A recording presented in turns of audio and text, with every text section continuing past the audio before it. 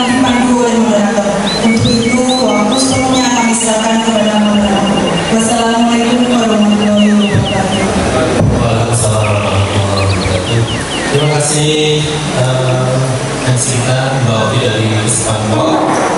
Sebelumnya selamat pagi semua. Hari ini semangat nih, walaupun gak ada mejanya, tidak ngantuk, ini bisa ngantuk. Oke, mohon maaf ya Bapak Ibu. Tadi Pak Kawan sudah menyampaikan kegiatan kita sebagai informasi saja dari 425 ormas yang ada di Kabupaten. Baik Bapak Ibu, untuk sebenarnya ada tiga season, Pak Kabar, kemudian dari Pak Ali BDM, kemudian dari Komisi 1, tapi sampai sekarang belum konfirmasi, mohon maaf. Untuk season yang pertama ini adalah dari Ustaz Ali Rosidi SPDM dari Kediri Muhammadiyah, yang tentang operasional atau pemahamannya mengelola ormas. Untuk waktu dan tempat, Pak Ali sekitar 20 menit. Sebelumnya,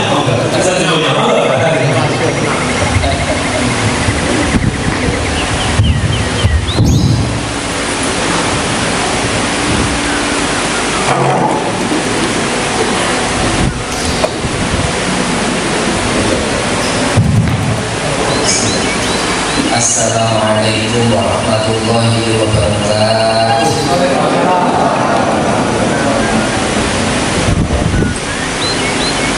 Alhamdulillah, alhamdulillah dari amanah nikmatul iman wal Islam. Alladzi khalaqal insana 'allamahu bayan. Asyhadu an la ilaha illallah wahdahu la syarika lah wa asyhadu anna Muhammadan abduhu wa rasuluh.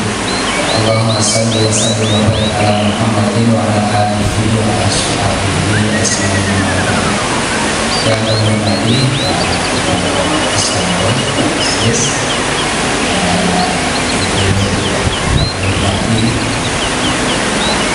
kami hormati guru-guru saya, senior ormas, teman-teman penggerak ormas Kabupaten Sragen, Pak Warno, biasa bersyukur. Alhamdulillahirabbil alamin, syukur kita aturkan kehadirat Allah bagi hari ini dalam kebersamaan kita sharing bersama. Saya diminta untuk matur berkaitan dengan best practice saya kira ya, karena ini mengenai peran ormas untuk menjaga persatuan dan kesatuan bangsa, dan tentu nanti sudut pandang perspektif Muhammadiyah lebih saya kedepankan apa yang dilakukan oleh ormas dalam rangka untuk kebersamaan itu menjaga kerukunan bangsa. Baik, mengawali saya tuturkan ayat ini, innal ladzina amanu wa 'amilus sholihati kanat lahum jannatul firdausi nuzula. Ini Pak dan kepanjangan dari Pak Ali Rosidi. Jadi amanah ini di Muhammadiyah sebagai ketua pimpinan daerah Muhammadiyah Kabupaten Sragen. KTP saya Kedaung Kidul, rumah saya di Cangkelekan, hari-hari saya tinggalnya di Pondok Pesantren dan Desa Muhammadiyah Kidul. Untuk itu menurut kesepakatan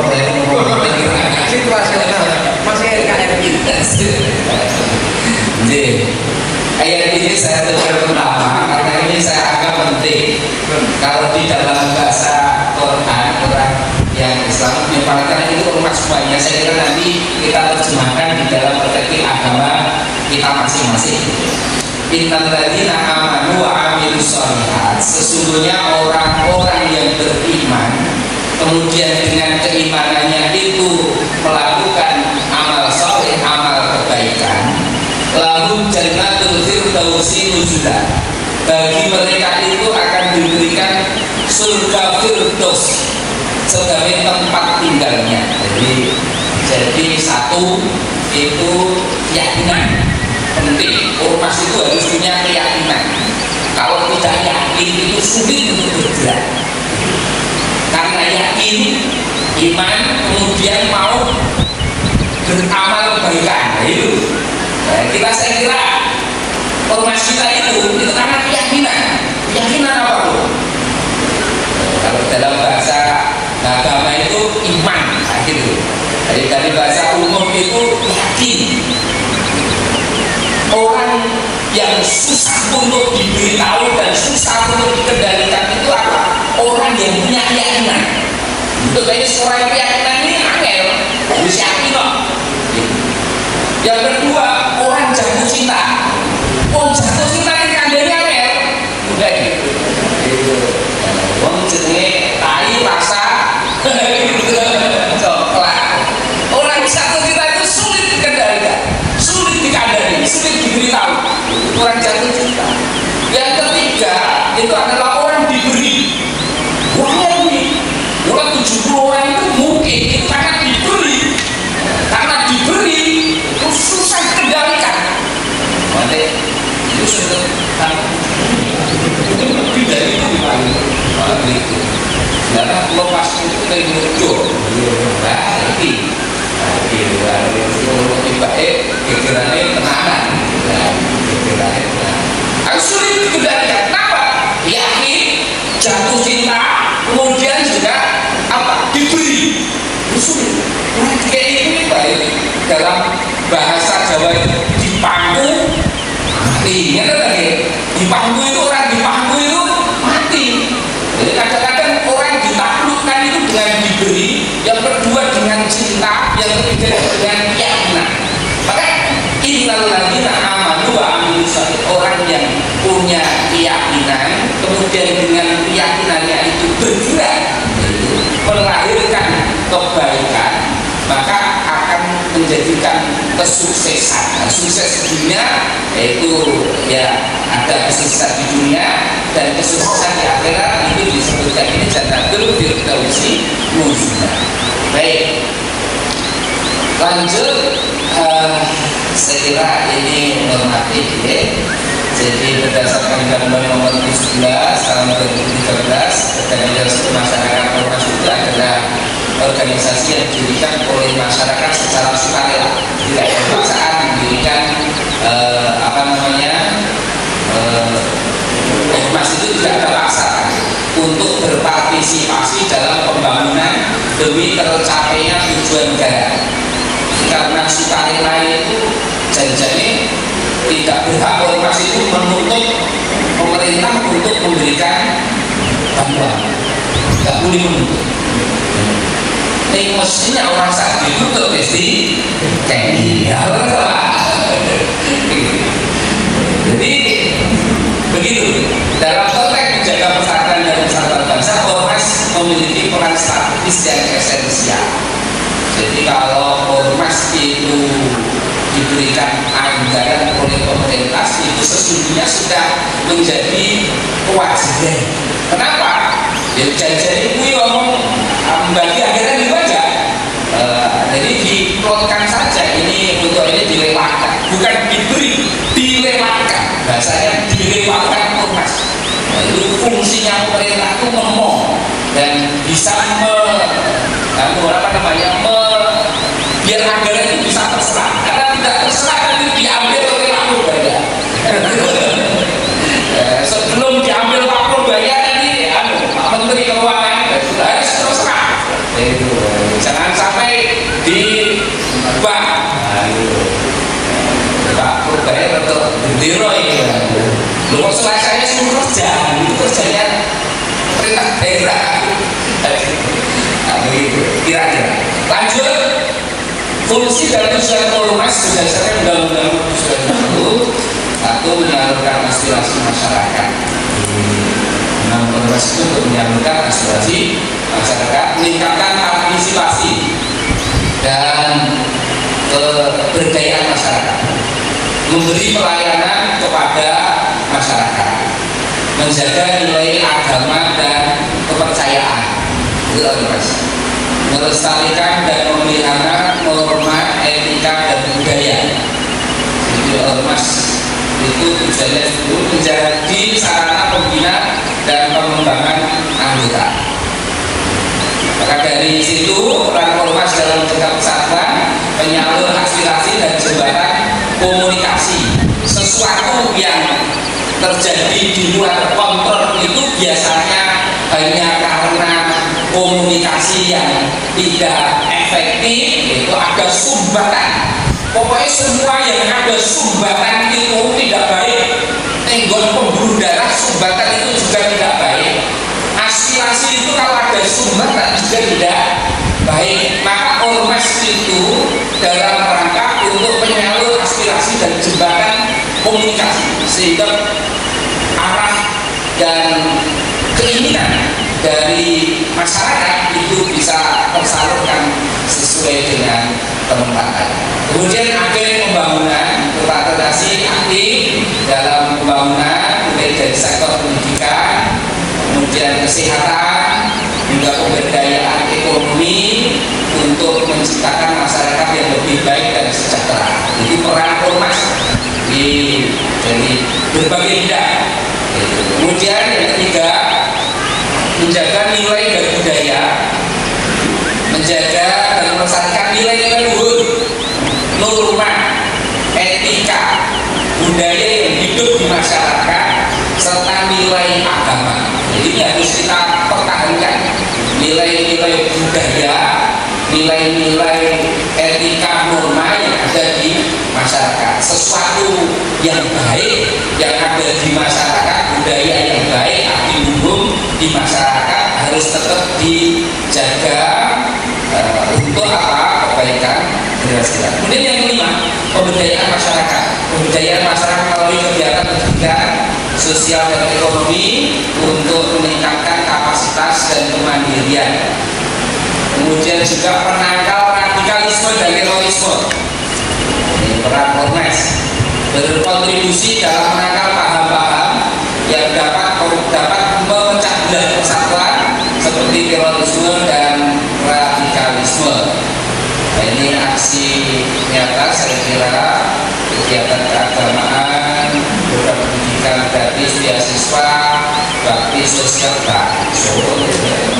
bakti sosial, donasi dan bantuan kemanusiaan, latihan keterampilan dan kewirausahaan, menjaga harmoni antar umat beragama melalui dialog dan toleransi. Nah tentu Bapak Ibu, di ormas itu ada tantangan, tetapi kita setiap tantangan itu mesti ada solusi. Kalau di dalam bahasa Quran itu di sana ada kesulitan, ada kemudahan. Kesulitan itu harus dilewati agar mendapatkan kemudahan. Inna ma'al usri yusra, inna ma'al usri yusra. Bersama dengan kesulitan itu akan ada kemudahan. Nah di situ ormas saya kira juga sama. Karena tantangannya potensi penyalahgunaan organisasi untuk kepentingan politik atau kelompok itu mesti ada. Jadi kita semoga disahkan, kita disahkan APKP, amin, amin. Kedua, kurang sumber daya untuk menjalankan program. Jadi ormas itu harus ada orangnya, yang menjalankan program. Perbedaan pandangan antara ormas juga menjadi tantangan. Nah, solusinya meningkatkan transparansi dan akuntabilitas, menggalak kemitraan dan kolaborasi antar ormas. Tak kenal maka tak sayang, tak kenal maka tak ahok. Jadi antar ormas itu harus berkolaborasi, ada sinergitas yang sejalan harus kita koordinasikan sehingga nanti menjadi kekuatan. Bergerak sendiri dengan bergerak bareng-bareng lebih enteng kalau bareng ketika itu satu tujuan untuk dikolaborasikan. Memperkuat regulasi yang jelas dan berkeadilan. Itu penting. Regulasi yang jelas dan berkeadilan itu penting. Itu dok cecak dicilik dok banyak di terus Pak. Banyak cecak kok mendok sandok banyak. Itu kira-kira dokter bedah mana gitu. Maka ini harus harus penting regulasi, itu jangan memberikan tidak sesuai dengan kesanggupannya, maka pemerintah juga sama. Itu kalau di dalam Quran itu dalam bahasa kalau orang Islam itu la yukallifullahu nafsan illa wus'aha. Allah tidak membebani sesuatu itu menurut kecuali menurut kesanggupannya. Kalau nggak sanggup ya jangan diberikan beban yang berlebihan. Itu tidak seperti tadi operasi sesar. Kemudian yang keempat, meningkatkan partisipasi aktif masyarakat dalam kegiatan ormas. Nah, saya masuk ke perspektif Muhammadiyah ya, dalam peran untuk menjaga berubah, kesatuan dan persahabatan. Selain pandang Muhammadiyah, yang lebih juga person Muhammadiyah. Pak, Muhammadiyah itu sekali-kali tidak pernah beroposisi dengan pemerintah. Baik tingkat pusat maupun tingkat ranting itu tidak pernah beroposisi dengan pemerintah. Itu DNA-nya seperti itu.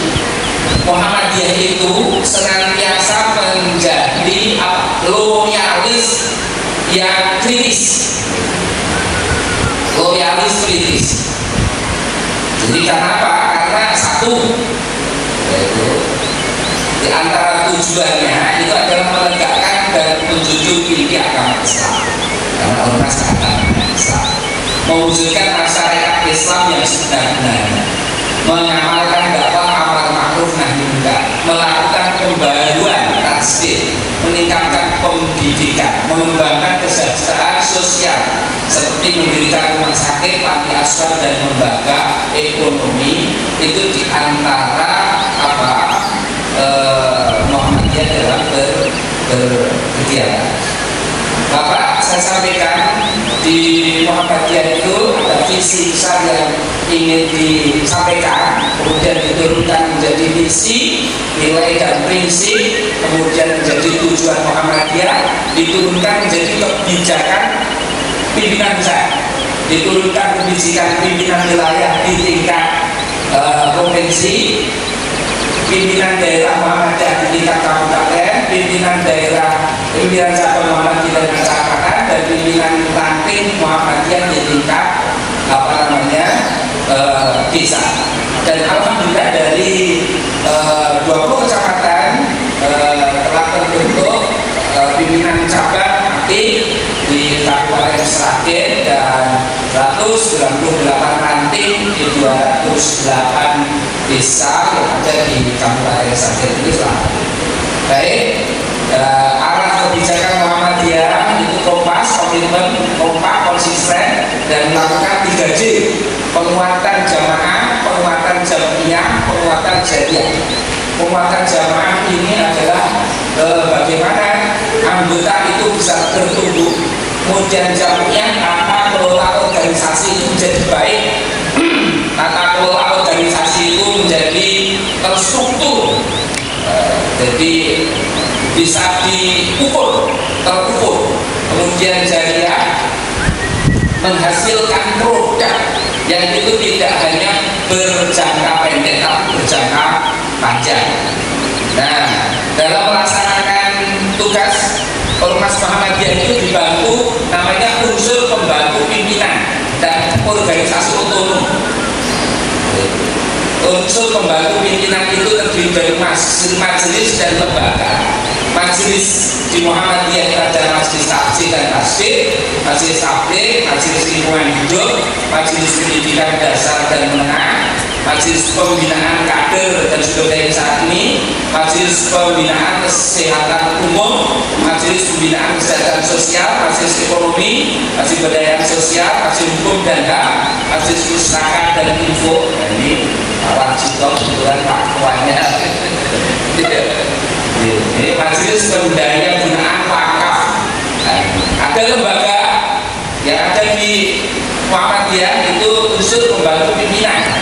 Lembaga seni budaya, lembaga pengembangan pondok pesantren, lembaga pengembangan cabang ranting, pembinaan masjid, lembaga pembinaan pengawasan keuangan (LPPK), lembaga resiliensi bencana (LRB), Erasismu, kemudian lembaga hikmah dan kebijakan publik. Biasanya kalau yang rawuh di Kesbangkoi begini ini bisa ini biasanya dari Muhammadiyah, dari LHKP, Lembaga Hikmah dan Kebijakan Publik yang mewakili Muhammadiyah di dalam Bang Salim memerintahkan kader politik dan lain sebagainya, itu di LHKP, Lembaga Dakwah Komunitas, Lembaga Pengembangan Usaha Mikro, Lembaga Pembinaan Haji dan Umroh, Lembaga Pengembangan Perguruan Tinggi, Lembaga Badan Hukum dan Advokasi Publik, Lembaga Halal dan Kajian Kehalalan Terlibat.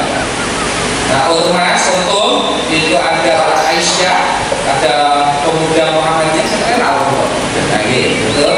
Dan kemudian Nasyatul Aisyah, ada Hizbul Waton, Ikatan Pelajar Muhammadiyah, Ikatan Mahasiswa Muhammadiyah.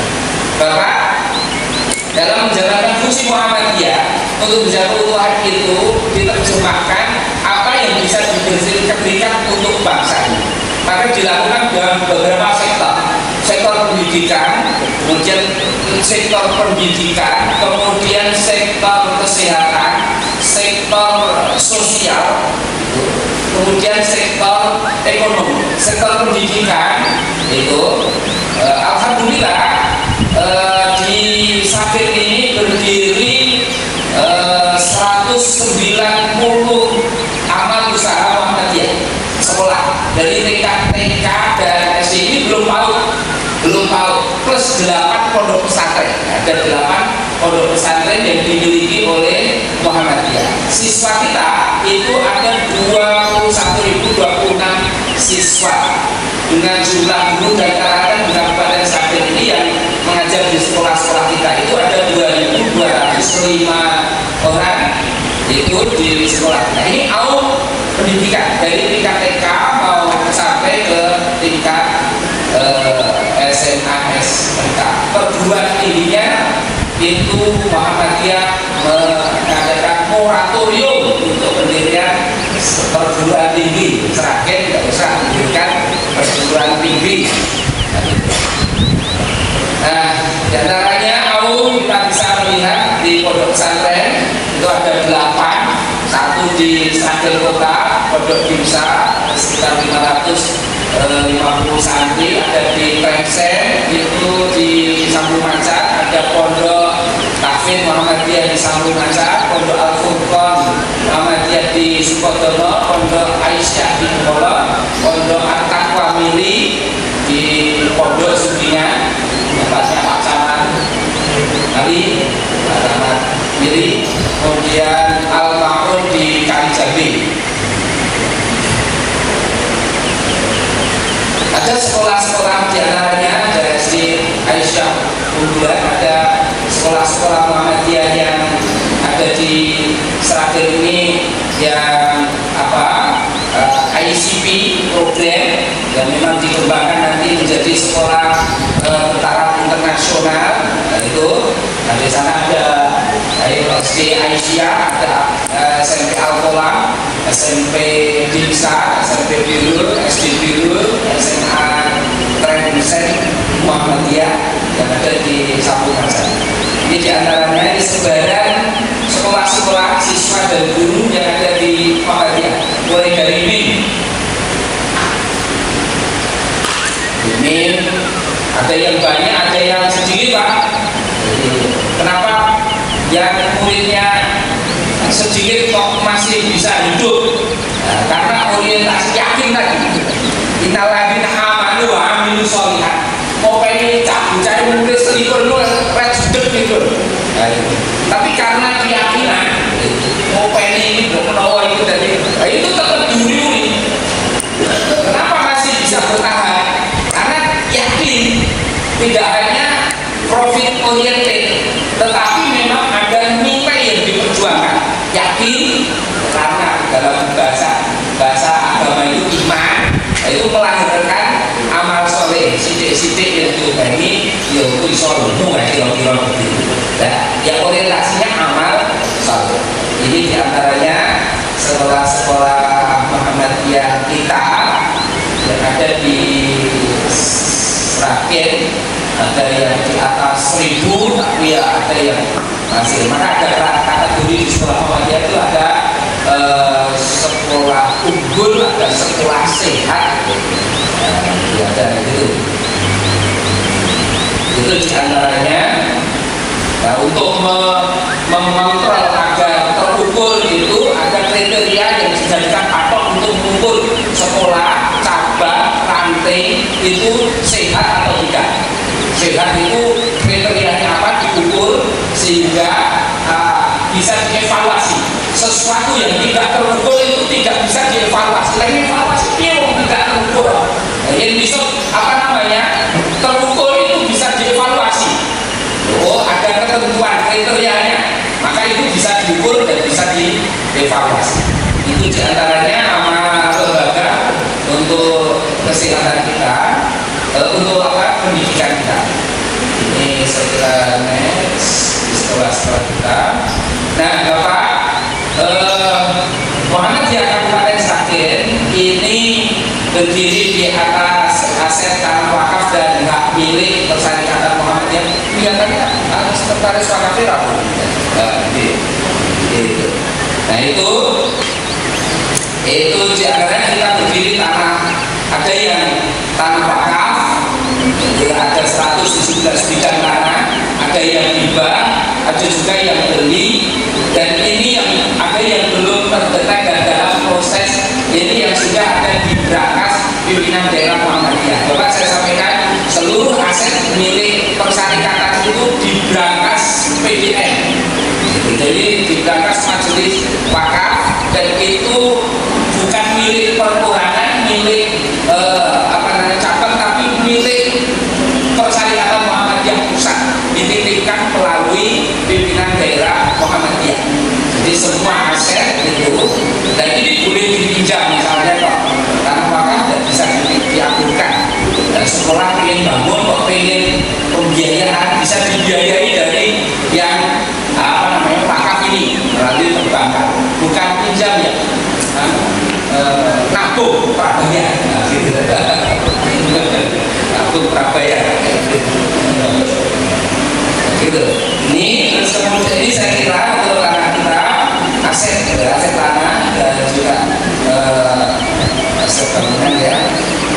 Amal usaha bidang kesehatan kita ada satu rumah sakit PKU tipe C di Masaran, ada 4 klinik, yang satu itu di kota, ada klinik Aisyah di Molong, kemudian di Kalijabe dan Sumberlawang.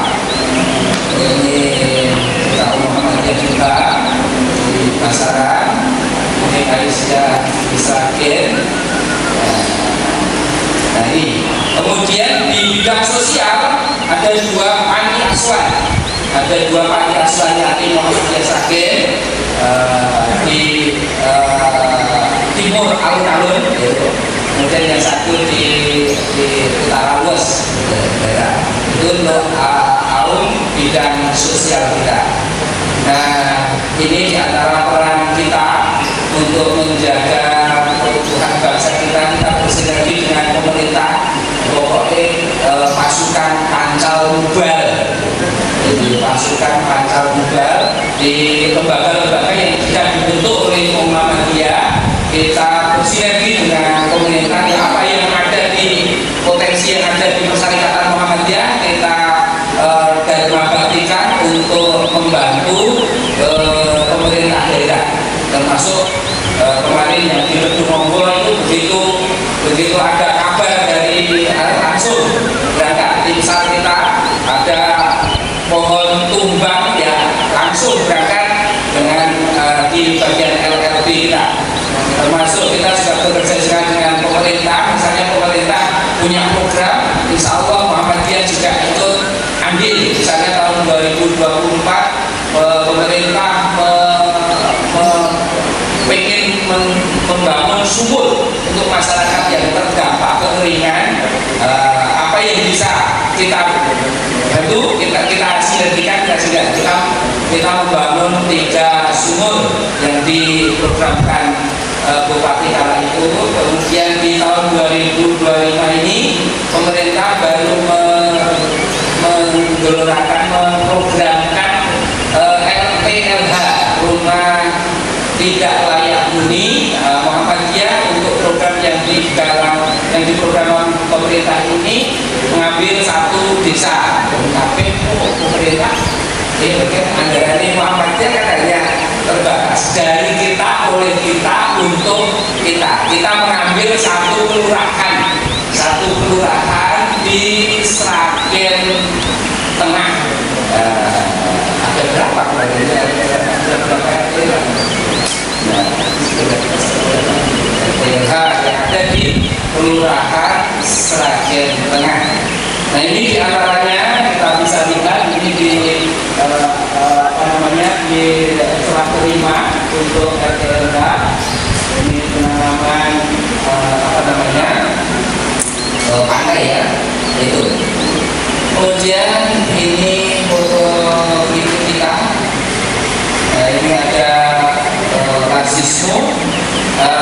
Saya sampaikan rasisme Sragen itu penghimpunan tertinggi di Jawa Tengah untuk Muhammadiyah. Jadi penghimpunan rasisme tertinggi. Pokoknya intinya konsepnya serapannya itu harus cocok dengan Pak Purbayu. Serapannya harus cepat. Terserap ambil pimpinan daerah. Laga diserahkan oleh dari masyarakat ini pahalanya jadi cepat mengalir. Dikumpulkannya dari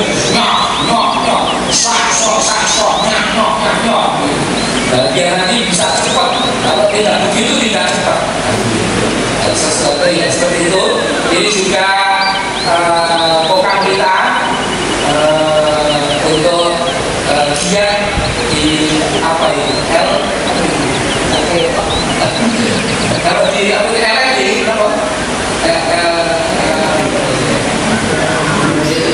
apa Pak ini Pak kalau di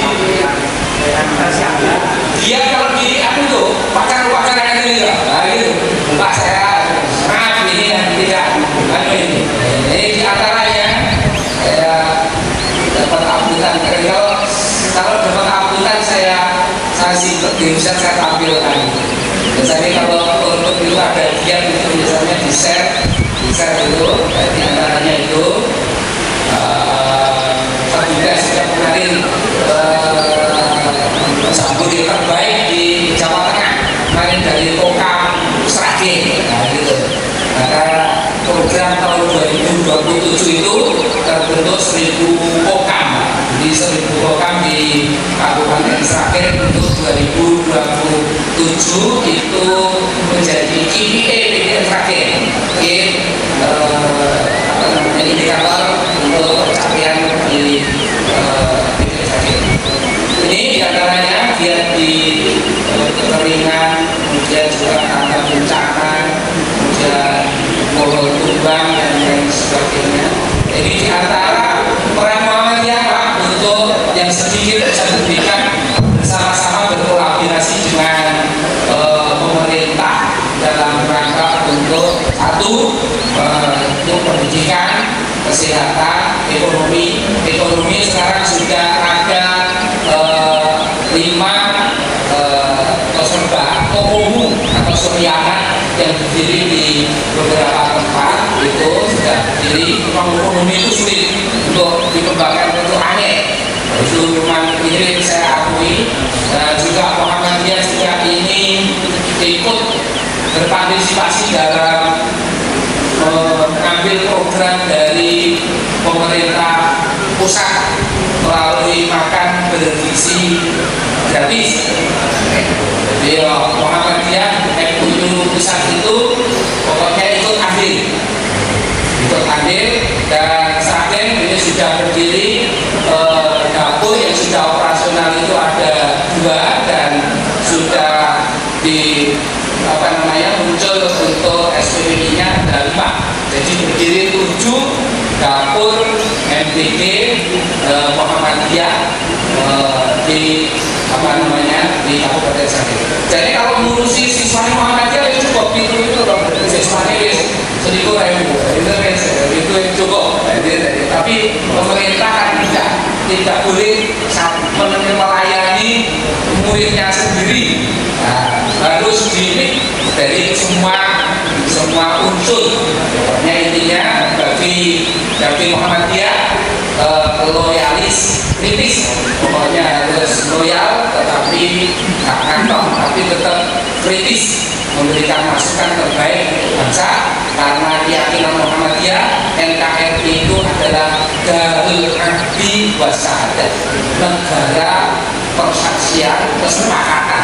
Jadi pendiri Muhammadiyah itu orang Muhammadiyah mendirikan NKRI itu dalam kesepakatan menjadikan negara kita itu agar menjadi negara yang baik. Maka ketika Aulu Fitrah, Muhammadiyah hukumnya wajib untuk mendukung dan berada di garis depan. Demikian Assalamualaikum warahmatullahi wabarakatuh. Untuk Pak Menteri SDM dari Bapak Ibu, itu salah satu ormas keagamaan kita. Akhirnya juga izinkan menyapa sebelum dalam sekitar nanti ya, izin menyapa kalian sudah ada juga ormas kita PHBI, izin PHBI tadi rawuh pertama kali saya tadi ya. Kemudian juga ada Dinastia termasuk yang sore, jadi kita dimasuk hidup ya ini. Oke. Kemudian juga sentra mitra Polri, Senkom, tadi ada juga izin dilakukan. Kemudian Polri Pak Bambang S ini, ya. Kemudian juga Bapak Sragen, ya Bapak Dewan, kemudian tadi ada PPAD, ya PPAD.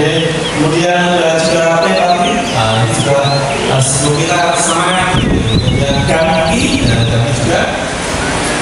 Gamki ada ya, oke, semuanya. Kemudian PMI dan PMI ada dua tadi.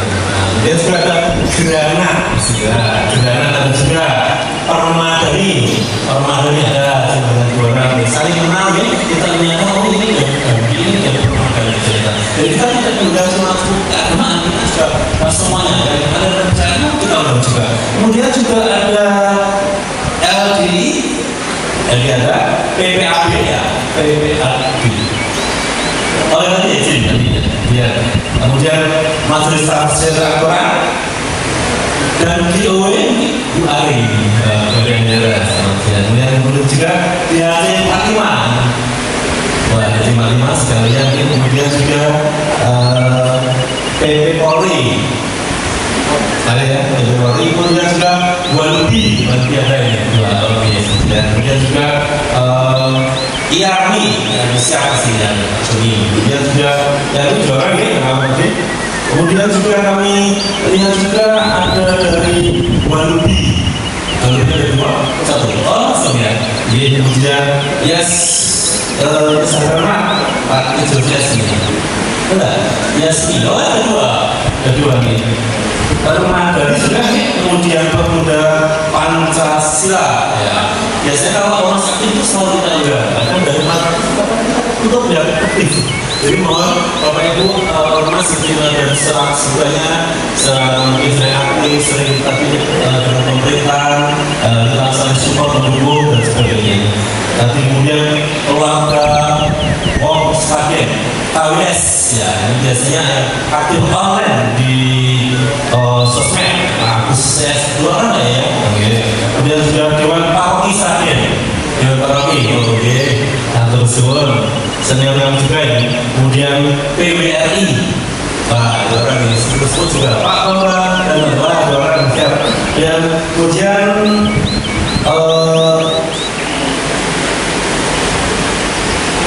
DKUS, Pak Ani sama ya, bendera. Oh ya, kalau Pak Ino nanya Pak Ari, bendera yang menyampaikan. Kemudian juga ISM ya.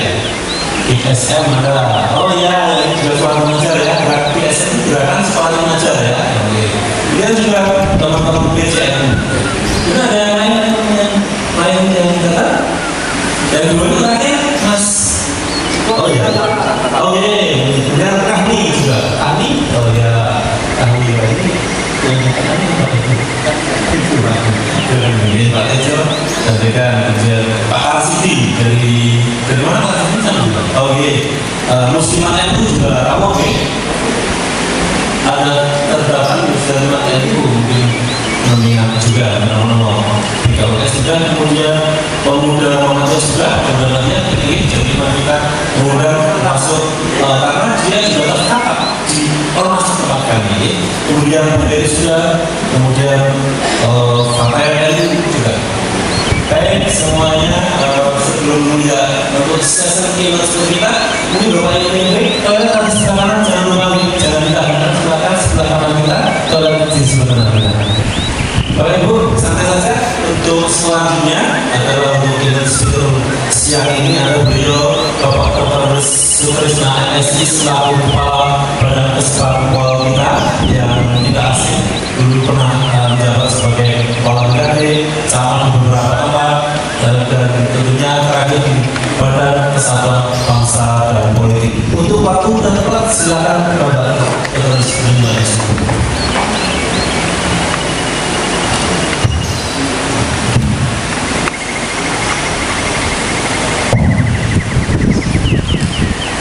Assalamualaikum warahmatullahi wabarakatuh.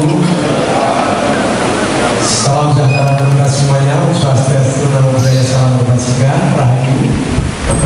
Mohon izin Bapak Ibu, kami hadir berbicara yang kedua setelah hadir pembukaan, nanti sambil menunggu para speaker yang dari komisi bagian nanti kita hadir.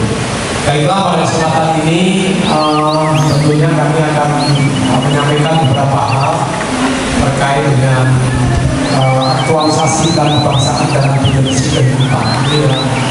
Dalam tataran teori akademis, kemudian saya akan banyak berbicara terkait dengan tataran praktis saja. Dan tentunya kami ucapkan terima kasih kepada Ustaz Ali yang telah menyampaikan bagaimana pengalaman pengelolaan dalam suatu organisasi. Jadi tentunya ini akan menjadikan inspirasi kita untuk cita-cita kita ketika kita mengelola satu organisasi yang besar. Bagaimana tata kelola organisasi yang baik, tata kelola organisasi yang berkinerja tinggi, organisasi yang ingin, organisasi yang adaptif. Adaptif adanya organisasi yang gampang cepat berubah dan lincah. Jadi kalau kita melihat saya juga mengenai yang disampaikan Ustaz Ali, di Muhammadiyah tidak itu agama enok, tapi sosial, ekonomi macam-macam besar, begitu besar dan sebagainya. Itulah ciri-ciri organisasi yang itu, yang lincah, yang adaptif. Nah, tentunya kita semuanya bermimpi dari satu organisasi yang besar. Nah, tentunya segala sesuatu itu kita awali dari mimpi. Meskipun ini mimpi bisa bodoh, tapi semoga mimpi ini dari suatu kenyataan dari bapak-bapak ibu semuanya. Izin pada kesempatan ini beberapa hal, tentunya lanjut mas cita-cita dan tujuan nasional, saya kira visi-visi jelas. Kemudian saat ini yang tentunya menjadi tantangan kita yaitu tantangan global, ancaman perang modern atau perang militer atau siwa, tentunya ancaman militer ini adalah ancaman yang bersifat tidak terlihat bentuknya, namun ancaman ini terhadap dimensi ideologi, politik, ekonomi, sosial, budaya, teknologi, dan informasi serta keselamatan. Jadi ancaman ini sudah tidak seperti ancaman seperti pada tahun 45, ancaman perang militer sih memang kelihatan satu persatu bisa kita hadapi, mana kawan, mana lawan, mana musuh. Namun demikian pada saat ini sudah menuju ancaman-ancaman yang sifatnya non militer, yang bahkan mungkin bersifat tidak terlihat bentuk.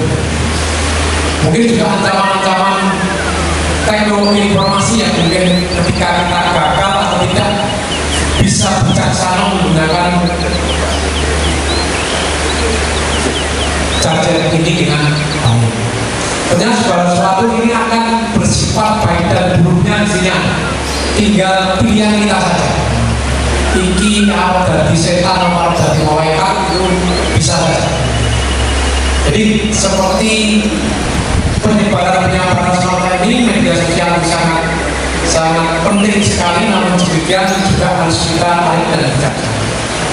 Betapa seperti kami kembali cerita yang terusan di Sragen kemarin itu, kalau tidak ada medsos saya kira juga tidak akan secepat itu, semasif itu gerakan. Sekarang dengan mudah kita akan memanggil seseorang dan bahkan tidak tahu kontak pun akan kita masukkan ke dalam grup. Kalau kita lihat kemarin kejadian itu kan bermula dari Solo, baru mulai ke Saking. Jadi gaya grup ini cepat banget, seolah-olah orang itu tidak terasa bahwa kita itu memprovokasi. Makanya sifatnya tidak terlihat bentuknya bahwa ancaman itu mengancam kita. Terus gaya grupnya sederhana, ini budal kita. Nah, ternyata ngomongnya budal kita yang menyerang kita. Grupnya budal kita. Setelah di sisi kepolisian itu ada grup yang grupnya budal kita. Nanti ngomong lah. Budal kita sederhana banget. Budal kita. Ternyata budal kita bijak sekali. Nah inilah ancaman-ancaman makanan global pada saat ini. Dan kita harus bijak dalam menggunakan medsos, dan tentunya kita juga harus awasi anak-anak kita dalam penggunaan gadget, dalam penggunaan handphone. Mungkin sekali tempo ya harus kita tanya lah. Karena harus dewasa mungkin belum ya, mungkin nanti ada privasinya anak-anak. Tapi harus kita aman, kita terutama pergaulan global di era modern ini, apalagi tantangan revolusi 4.0. Peran capak ini dari salah satu strategi dalam perang modern, sehingga muncul tantangan-tantangan baik itu ada tantangan sosial maupun ekonomi. Tentunya tantangan-tantangan yang bersifat ekonomi, tentunya juga kita lihat semacam mungkin perdagangan kartel yang sangat besar, dan tentunya ini akan menjadi monopoli. Ini kan juga bukan sifat-sifat kemandirian ekonomi kita yang harus kita berikan, bahwa kekuatan ekonomi itu dari solusinya dengan koperasi atau mungkin dengan ekonomi kerakyatan dan sebagainya. Namun demikian ya memang kita di era modern ini tantangannya ya sangat luar biasa, seperti yang disampaikan Ustaz Ali. Maknya Muhammadiyah mungkin orang begitu monceng itu ya tadi, meskipun jalan ya, tapi tidak seperti di Alfamart atau Indomaret. Mungkin orang-orang kita pun kadang keberpihakannya terhadap UMKM, terhadap warung-warung yang ada di sekitar kita itu berganti menurun ya. Menurut saya mungkin bahkan gitu kan. Wah, boleh sebentar, boleh harus kan memenuhi dengan dengan paman bercedak. Kalau ini cedak tidak ada juga. Tapi kenapa? Kita itu harus dimasuki paham-paham sebenarnya. Kita itu memang harus menggelorakan semangat untuk membangkitkan ekonomi bergerak pada warung-warung yang ada di sekitar kita, tetangga kita, orang-orang yang ada di tempat kita. Tumpuk keripik pondok enak nih ngomongnya boleh tambah ini sengaja produksi kan tumpuknya Indomaret terus ini beda, padahal asalnya ngomong itu lain. Kalau tumpuknya pojok kan itu butuh boleh sih kayak mungkin enak boleh tambah sih gawe yuk. Nah bagaimana kita sekarang ini bisa mengembangkan perekonomian sekitar kita, bergerak kita pada industri-industri UMKM yang ada di lingkungan kita. Kemudian yang selanjutnya penguatan pilar kebangsaan, saya kira ini sudah tidak asing lagi. Ada Pancasila, ada Undang-Undang Dasar 45, ada NKRI, dan juga ada Bhinneka Tunggal Ika. Kemudian Pancasila sebagai ideologi dan dasar negara itu merupakan sumber yang pertama tentunya di Pancasila, dan yang besar nilai sumber agama, adat istiadat, kebudayaan, serta nilai-nilai kehidupan dalam yang berkembang dalam masyarakat. Bapak Ibu yang kami hormati, saya tidak akan banyak menyampaikan terkait dengan mungkin nilai-nilai yang terkandung dalam Pancasila. Semuanya saya sudah sangat paham bagaimana tata praktis di dalam masyarakat mengimplementasikan Pancasila dalam kehidupan sehari-hari. Dari 4 pilar tersebut ketika kita implementasikan dalam kehidupan sehari-hari. Juga bagaimana kita mempunyai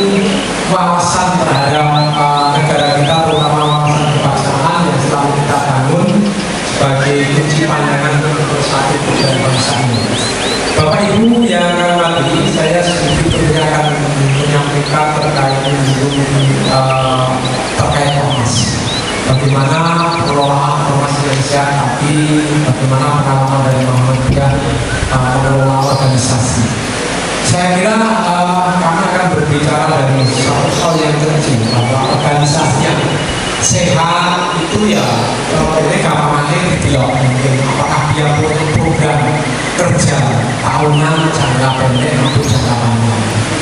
Apakah itu bisa kita implementasikan ketoknya dibilang organisasi ini orang rapat mungkin setiap bulan sekali atau mungkin 3 bulan sekali atau bahkan mungkin setengah tahun sekali atau bahkan mungkin setahun bisa dalam rapat kerja tahunan. Nah inilah akan bisa kita lihat dengan Bapak Ibu rasakan organisasi itu kira-kira berciri-ciri sehat ekonomi orang. Nah tentunya akan dapat kita rasakan sedikit demi sedikit seperti itu. Kemudian menurut survei penelitian memang ini kebanyakan di dalam organisasi itu mungkin saya tidak sebesar organisasi yang sudah settle, yang sudah mapan seperti Muhammadiyah dan lain sebagainya. Mungkin organisasi kami sendiri sudah mengelola bukan mengelola, kebetulan dipercaya untuk duduk dalam satu kepengurusan di KON. Organisasi itu kira-kira pengurusan ini tertentu seperti kurang melakukan pengurus 30% aktif itu sudah bagus. Coba kalau ini Bapak itu lebih dari itu berarti ciri-ciri organisasi panggilan sehat. Jadi kebanyakan seperti itu menurut survei semacam itu. Ini survei dari ahli yang memang pemahaman ini kami dapatkan secara akademik. Aktif 30%, apalagi organisasinya kan organisasi sosial, tidak bersifat profit oriented dan lain sebagainya. Apalagi organisasi yang tidak mempunyai sumber dana yang pasti, tidak bisa membangun aset, tidak punya penghasilan tetap dan lain sebagainya. Ini tentunya harus mendorong kita untuk lebih berkreatif dan inovatif untuk membangun jejaring di tingkat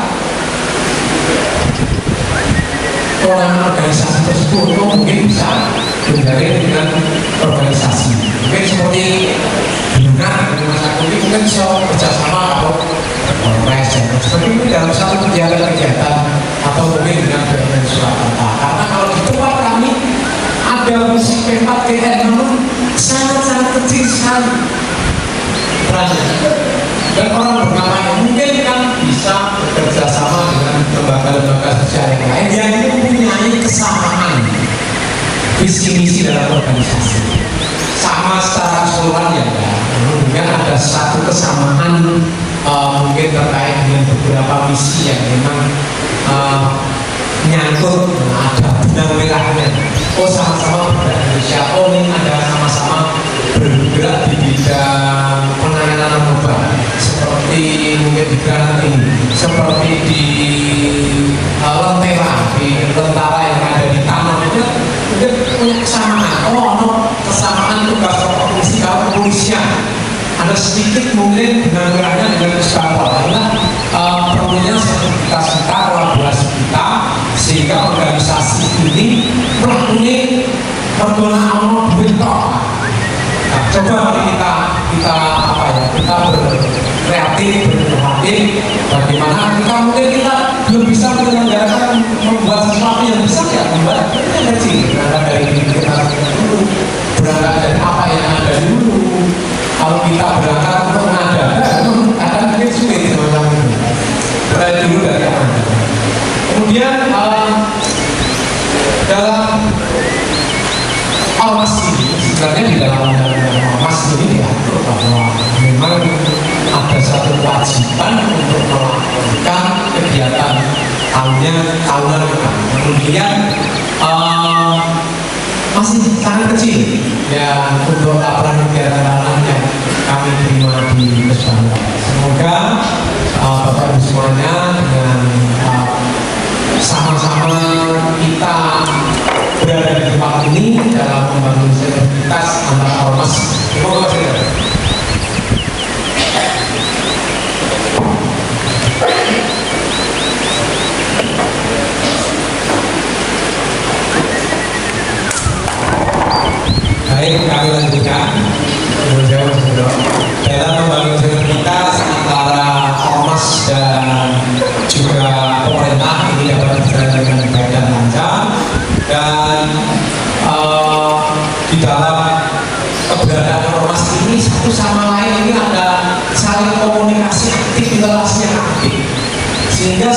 dengan yang lain ini akan bisa berbagi pengalaman dan bisa berbagi kegiatan. Jadi orang berkegiatan kok saya organisasi ya gede kok sini kok, namun organisasi yang kecil ketika jaga sumber resources yang ada ini tidak ada sehingga tidak bisa berkegiatan. Saya kira dengan pertemuan semacam ini Bapak Ibu bisa saling mengenal antara satu ormas dengan ormas yang lain, sehingga bisa saling sharing, mungkin bisa untuk saling bertukar nomor HP dan lain sebagainya, sehingga mungkin ada satu kegiatan dapat disinergikan, dapat berkolaborasi bersama. Dan tentunya harapannya Bapak Ibu semuanya nanti setelah ini akan bisa membangun kebersamaan baik ormas dengan pemerintah atau antar ormas yang ada di Kabupaten Sragen ini. Sampai mungkin program-program yang memang program-program ini bisa disinergikan baik dengan pemerintah maupun sesama ormas. Monggo forum ini bisa digunakan untuk saling komunikasi, dan kami sekali lagi mohon maaf belum bisa mengundang secara keseluruhan ormas yang ada di Kabupaten Sragen ini.